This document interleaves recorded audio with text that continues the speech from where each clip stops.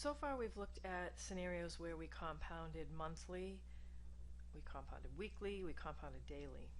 And I just want you to think for a second, what do you think would happen if you kept increasing the number of times your money was compounded? How do you think that will affect your investment? And so there is this concept of compounding continuously, which basically means you're going to compound infinitely. So we want to look at what effect does that have on your investment, and is there really a scenario where your money will just completely grow without bound and never stop growing? And so to oversimplify this problem, we're going to invest $1 at an interest rate of 100%. Now remember, 100% as a decimal is just 1. And we're going to invest that for 1 year.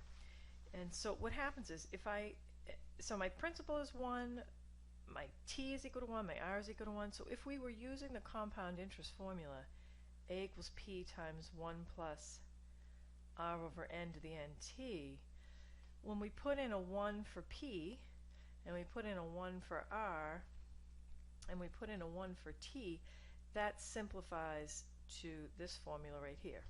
So what we want to do is use our calculator and see what happens if we compound. So we're going to start changing just the value of n.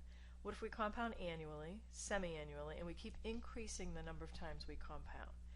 So in order to do this, we're going to use our calculator. I'm going to open up the calculator.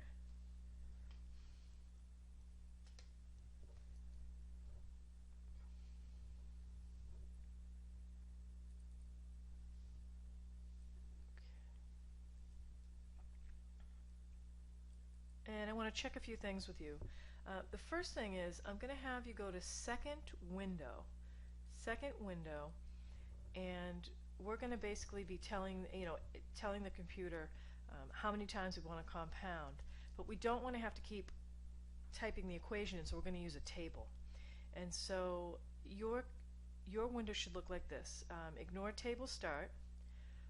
Where it says independent, you want to have ask highlighted. So this is like a toggle switch. So if I hit enter, it's going to highlight auto. If I go over and hit enter above ask, it's going to highlight ask. And so this is what you want. You want to have your independent variable, you want the calculator to ask you, and your dependent variable should be auto. Okay. The other thing we want to do is I wanted you to check your mode. Since this is the first time in this class that we have used a table, so you should be at normal, your decimals should be at float, radian or degree doesn't really matter, you should be on function, and I wasn't, so I'm going to hit enter, connected, we're going to come down and hit sequential. So for what we're doing, these should all be highlighted to the left, right? And we can just quit out of there. Right, again, so you just use we are in the mode, and you should be highlighted all the way down the left. I'm going to quit out of here. Right. The next thing we want to do is we want to put our expression in y equals. Right? And this is where you would graph. So if you have anything in your y equals, you should clear it out. So I'm going to click clear. You can use the arrow keys to go up and down. If you have any expressions in there at all, you're going to clear them out. Also, if any of the plots are on up here, if any of those are highlighted, see if I hit enter, I turn that on. To turn it off, you just highlight it and hit enter again. So this should be completely empty of any plots or equations. And we're going to type in the 1 plus 1 over, instead of using n, we're going to use x, so we're clicking the x button next to the alpha key, close that, raise to the x. Right, here's our expression 1 plus 1 over n raised to the n, only we're using the x variable, and you're going to quit out of here. So we're going to hit second quit. So we're all set up to start telling the calculator the number of times we want to compound. So we're going to go to, now that we've set up the table, right, we set up the table by using second window, but we're going to go right into the table, which is second graph. Okay. If you have any values in there, you can delete them out.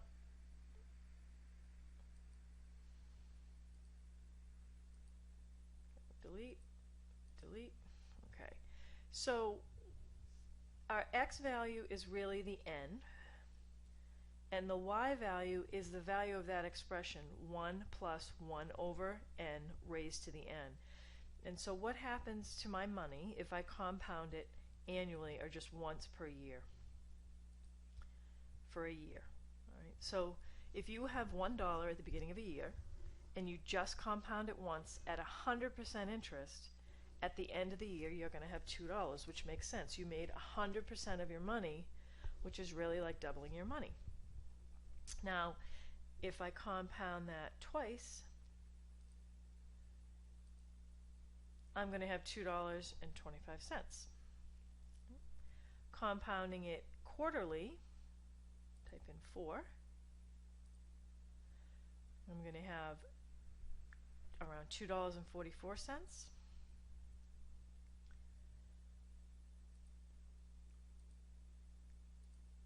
12, I'm going to have 2.613.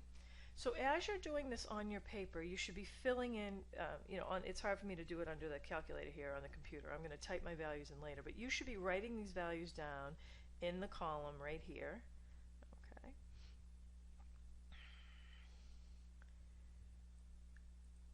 So we're going to do weekly, which is 52. And so again, think about how your money's growing. I compounded it once, I had $2, now I'm up to 52 times and I have $2.69. We're going to do it daily. I'm at 2.71. I'm going to do it hourly.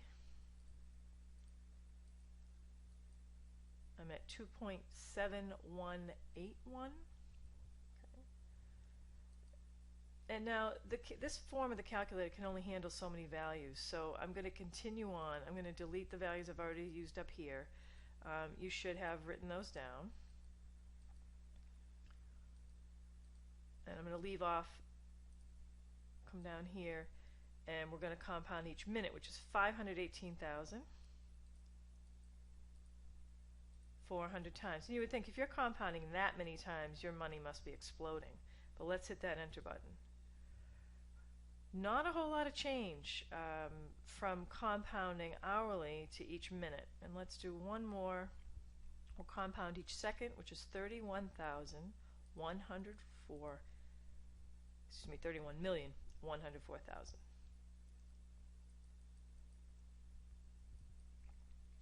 And so at this point, I want to ask you, do you recognize that number? Is that a number that you recognize? Because certainly it seems here that no matter how much I increase, that the changes, the incremental changes are really getting very, very small.